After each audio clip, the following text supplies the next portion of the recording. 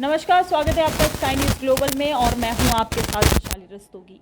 आज की बड़ी खबरों के साथ हम आपके सामने आए हैं। तो सबसे पहले उदयपुर में जो कन्हैया लाल की हत्या हुई थी उसको लेकर एक नया अपडेट आया है। बताया जा रहा है कि राजस्थान सरकार ने एसपी और आईजी को हटाने के बाद अब 4 पुलिस अधिकारियों को भी सस्पेंड कर दिया है।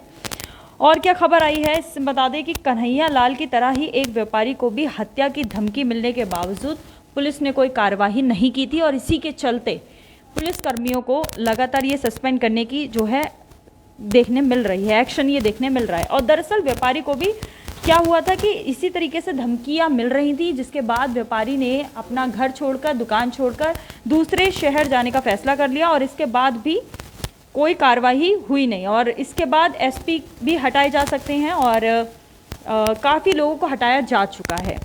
और इसके अलावा एक और खबर जो महाराष्ट्र से आ रही है, महाराष्ट्र में बीते दिन जो सियासी घमासान चल रही है उसमें नया अपडेट सामने आया है। उद्धव ठाकरे ने अब एक्शन ले लिया है। तो उद्धव ठाकरे ने एक्शन क्या लिया है कि मुख्यमंत्री एकनाथ शिंदे को शिवसेना से बर्खास्त कर दिया है।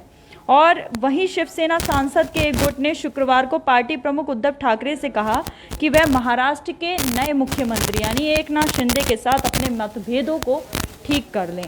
और इसी पे महाराष्ट्र की और जानकारी के लिए कि क्या वहाँ चल रहा है, हमारे साथ हमारे संयोजक यहाँ पे मौजूद हैं, कुछ सहयोगी हैं, इनसे बात करते हैं कि महाराष्ट्र में क्या नया अब चल रहा है, कैसी चीज़ें अब सामने आ रही हैं। सुनाई में आ रहा है कि शिवसेना को छोड़कर काफ़ी अब जो हैं विधायक जाने वाले हैं एकनाथ शिंदे के गुट में। तो क्या खबर चल रही है महाराष्ट्र में? देखिए, महाराष्ट्र में अब खबर क्या चलेगी, मतलब अब जो सरकार बनाने की ख्वाहिश वो पूरी हो गई और जाहिर सी बात है जिसके हाथ में सत्ता होता है उसकी तरफ विधायक हो या कोई छोटे बड़े नेता हो वो सब जाना चाहते हैं। तो एकनाथ शिंदे सीएम हैं और बीजेपी के नेता देवेंद्र फडणवीस डिप्टी सीएम हैं। तो हर कोई या विधायक चाहेगा ही कि सत्ता के साथ रहें, सत्ता से मेल जोल रखें, क्योंकि अगर सत्ता में रहने पे ही फ़ायदा होता है आपको। वहाँ से अगर जो भी गवर्नमेंट की तरफ से अलाउंस होगा, फंडेज रेज किए जाएंगे, तो वो तमाम तरह की चीज़ें आपको मिलेंगी। तो इसलिए हर विधायक चाह रहे हैं हाँ आपको सत्ता से जुड़ा रहना पड़ेगा। लेकिन वही दूसरी तरफ ये भी है कि उद्धव ठाकरे हो या संजय राउत हो वो भी हार नहीं मान रहे। वो आज भी वह बोल रहे हैं कि जो 16 बागी विधायक थे हम उसके खिलाफ कार्रवाई की मांग करते हैं, सुप्रीम कोर्ट की तरफ हम जाएंगे। तो अभी पॉलिटिकल कह सकते हैं कि कहीं ना कहीं अभी वो चीज़ें हैं कि पॉलिटिकल वार है उनके अंदर, कोल्ड वार कर सकते हैं, वो चल रही है चीज़ें। तो एकनाथ शिंदे का जो निष्कासन किया गया है पार्टी से, उस पर ज़्यादा जानकारी के लिए हमारे साथ साथी हमारे यहाँ पे मौजूद हैं गुलाम। आप बताएं कि कैसे क्या ये निष्कासन हुआ है, क्या इसका पूरा प्रोसेस चल रहा है और अब इसके बाद क्या एक्शन आने वाला है? एकनाथ शिंदे के निष्कासन के बाद ये एकनाथ शिंदे सबसे पहले तो महाराष्ट्र में अभी जो घटनाक्रम चल रही है, आज महाराष्ट्र में एक भूचाल आने वाला है, क्योंकि आज एक तरह से समझिए आज फ्लोर टेस्ट होगा। स्पीकर के लिए चुनाव हो रहा है। स्पीकर में कांग्रेस ने महा विकास अघाड़ी के लिए अपने एक विधायक को नामांकन के लिए कहा है। तो आज वहाँ पे एक तरह से फ्लोर टेस्ट होगा और इसमें पता चलेगा कि शिवसेना के कितने विधायक किसके तरफ है और कौन उद्धव ठाकरे के साथ है और कौन एकनाथ शिंदे के साथ है।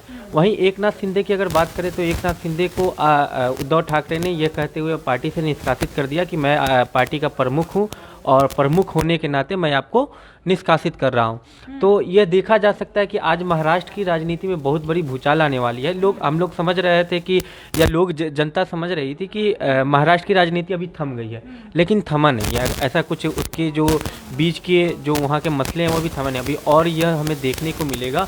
और एक और खबर है इसी में महाराष्ट्र से जुड़ी है कि सूत्रों के हवाले से खबर यह आ रही है कि महाराष्ट्र के 14 सांसद जो हैं वह एकनाथ शिंदे के संपर्क में है। 14 शिवसेना के सांसद जो है एकनाथ शिंदे के संपर्क में।